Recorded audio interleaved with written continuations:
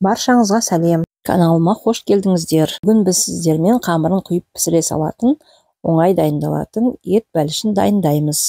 Ал сіз каналға тіркелмеген болсаңыз, каналға тіркеліп, қоңыраушаны басып кетуіңізді өтінеміз. Ингредиенттердің толық тізімі видеоның астында жазулы. Алдымен бәліштің салмасын дайындаймыз. Аршып тазаланған пиязды мантыға турағанда етті ұсақтап текшелеп тураймыз.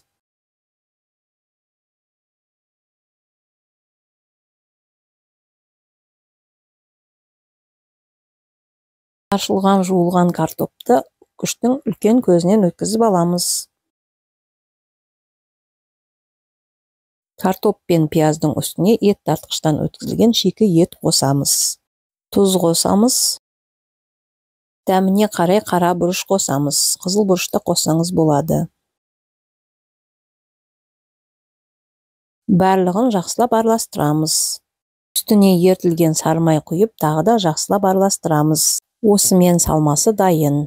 Бәліштің қамырын дайындау үшін шұңғыл ыдысқа айранды құямыз.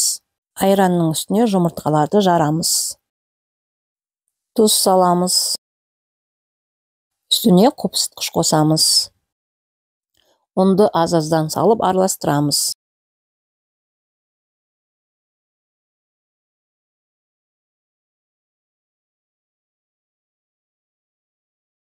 Қамыр қоймалжың болып шығады. Майланған қалыбымызға осы қамырдың жартысын құямыз. Үстіне салмасын салып тегістейміз.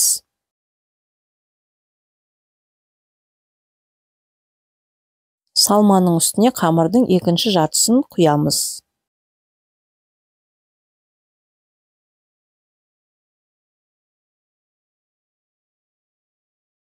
Қалақшамен тегістеп, үстіне өсімдік майын жағамыз.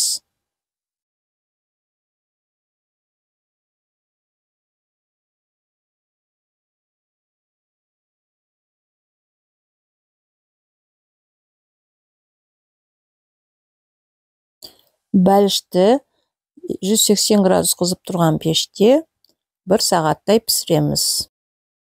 Міне бәлішіміз дайын. Видео ұнаса, лайк басып, комментарий қалдырып кетіңіздер. Келесі видеоларда кездескенше.